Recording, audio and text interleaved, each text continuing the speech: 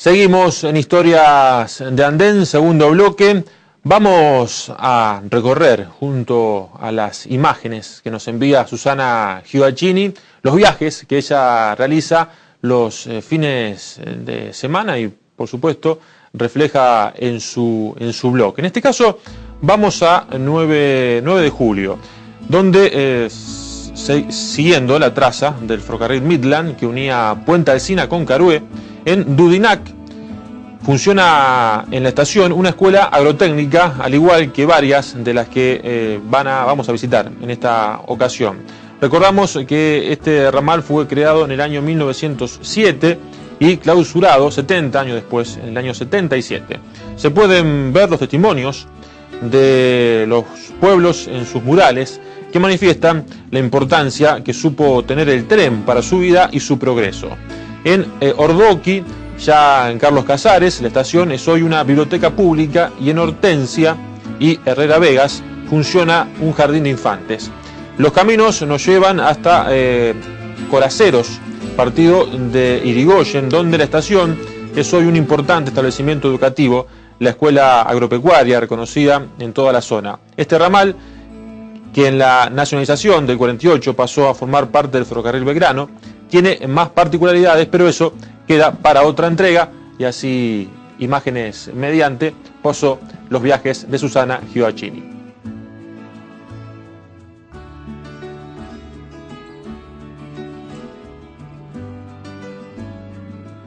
El Club del Tren es una de las tantas asociaciones que funcionan en nuestro país en esto de recuperar, ¿no?, revalorizar el patrimonio ferroviario. Desde un museo, en algunas ocasiones, como es el Club del Tren, que está ahí emplazado en Paraná y 3 de febrero, en esa intersección, esas calles, en la ciudad de Rosario, hasta otras agrupaciones que salen a limpiar vías, que mantienen y acopian material rodante.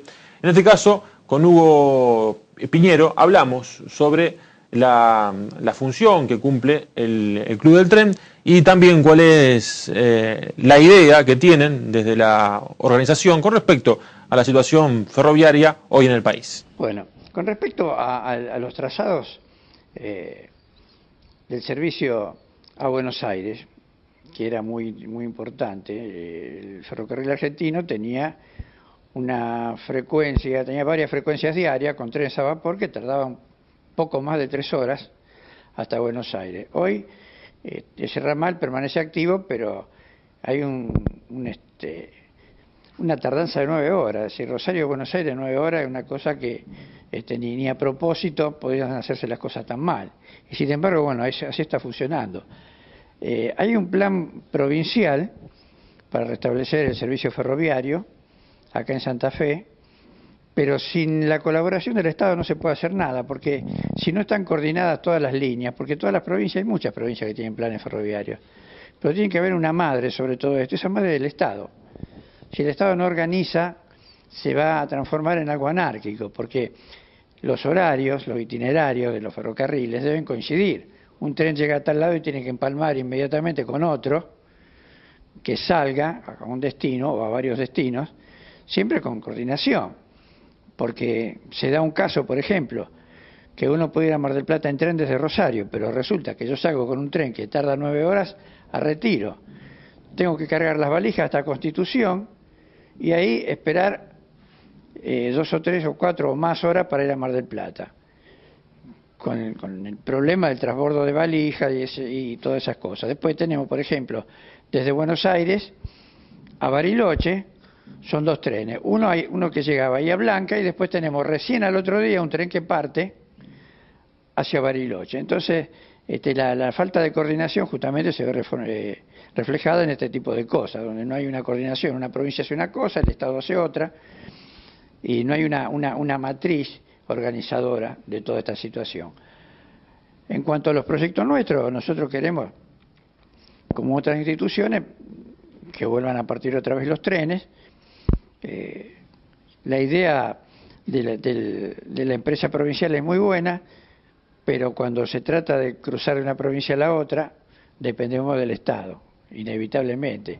Ahora hay un proyecto de hacer el servicio en 3 horas, pero por estas cuestiones que uno no llega a entender, se compró todo el material está parado en Buenos Aires hace casi 8 meses, todavía no se sabe quién va a ser el trazado, que se supone va a reducir a 3 horas el tiempo.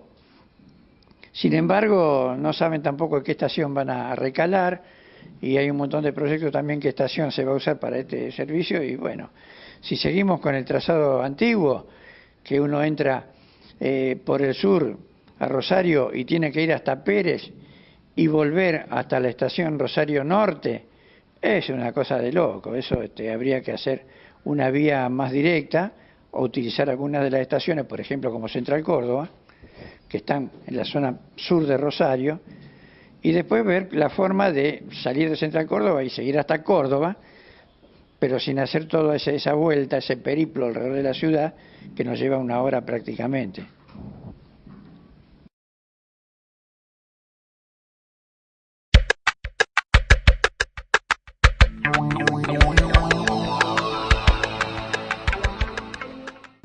Pensando hoy en una nueva forma de movilidad en las ciudades, no solamente en la que nos involucra, que es la ciudad de Rosario, sino también en muchas ciudades de nuestro país. De hecho, las más importantes o las más grandes, como Córdoba, como Buenos Aires, que hoy requieren repensar de alguna manera el sistema de transporte. Y, en cierta forma, volver a nuestros orígenes. En algún momento, a principios del siglo XX, teníamos tranvías, teníamos un sistema de transporte urbano que, si bien con mucho menos tráfico, unía los distintos puntos de las ciudades en menos tiempo. En este caso, Ernesto Ciune, que es conservador de museos, nos habla sobre la relación de la ciudad de Rosario y el tranvía. Esta es la primera parte. Adelante. Bueno, en el programa anterior habíamos empezado a hablar de el ferrocarril, el puerto y la ciudad de Rosario, y de qué manera el ferrocarril transformó o fue cambiando la fisonomía y el perfil productivo y el perfil urbanístico de la ciudad de Rosario. El escritor Ezequiel Martínez Estrada sostenía que el mapa de Argentina, de la Argentina moderna, lo había hecho el ferrocarril. Por allí por donde pasó el ferrocarril fueron brotando pueblos, ciudades, colonias, cultivos, ganadería, plantaciones de fruta, etcétera, etcétera. Y la provincia de Santa Fe fue una de las primeras que vivió esa explosión demográfica, económica, urbanística, porque obvio el ferrocarril tenía como objetivo sacar la producción de la pampa húmeda, que hasta ese momento había sido un desierto y que se empezaba a convertir de alguna manera en el granero del mundo. ¿Por qué la Argentina se convirtió en el granero del mundo? Tengamos en cuenta que en esos momentos se profundiza o empieza a desarrollarse la revolución industrial. La revolución industrial, fundamentalmente en Inglaterra y en Francia, lleva grandes contingentes de personas, de obreros, a las grandes ciudades industriales, a Manchester, Lyon, Birmingham, Londres. Esta gente que antes había vivido en el campo, en la campiña inglesa-francesa, se incorpora al proceso productivo industrial moderno y, como es obvio, había que alimentarlas. Se necesitaba trigo para el pan, carne y el cuero, fundamentalmente, ¿para qué? Para los ejércitos, que eran grandes y que garantizaban el modelo de economía mundial, y para las máquinas, porque el cuero se utilizaba para hacer las poleas. Decimos que el ferrocarril transformó o construyó o hizo el mapa de la Argentina moderna. El otro elemento que contribuyó al desarrollo urbanístico fundamentalmente, fue el tranvía. Si el ferrocarril hizo o dibujó el mapa de la República Argentina, el tranvía transformó y construyó o dibujó el mapa de las ciudades. Y en el caso particular de Rosario, Rosario empieza a convertirse en una ciudad con las características de una ciudad europea, empieza a tener iluminación a gas primero, después eléctrica, empieza a tener grandes teatros, grandes hoteles, empieza a tener parques y paseos, avenidas, donde se ubican las mansiones de la gente que poseía, digamos, el poder político y económico. Empiezan a llegar la gran cantidad de inmigrantes, y aquí se produce una circunstancia importante que hay que destacarla. El crecimiento de Rosario lleva a que en algún momento, y fundamentalmente en el año 1873, se plantea hacer el primer plan urbanístico de Rosario. Este plan, que se plasma en una ordenanza, establece o divide la ciudad en zonas. El centro, que abarca todo lo que es el río, Boulevard Oroño, Pellegrini; la zona norte, que es en ese momento el pueblo Alberdi; la zona sur, donde se van ubicando todo lo que sería hoy la industria contaminante, fábricas de pólvora, cuarteles, mataderos, corrales de hacienda, etcétera, etcétera. Llegamos al final de esta edición. Por supuesto, sin olvidarnos de presentar uno de los cuadros de Ana Rossi. En este caso, vamos a Villa Cañas. Nos transportamos a esa localidad en el departamento General López, en la provincia de Santa Fe.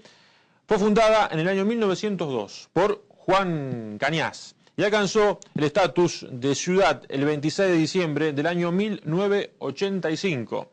Dista a 370 kilómetros de la ciudad de Santa Fe y se ubica a la vera de la ruta provincial 94, a 20 kilómetros de la ruta nacional 8 y a 50 de la ciudad de Venado Tuerto. Estamos en AM 1090 los martes desde las 22 a la medianoche con también historias de andén en radio, en este caso con un bloque cooperativo donde también rescatamos los valores que el cooperativismo justamente nos provee y donde debemos imitar y contagiar. Muchas gracias por estar del otro lado, como siempre, las vías para poder comunicarnos, el correo electrónico que aparece en el pie de la imagen y también la red social. Muchas gracias, hasta dentro de 7 días.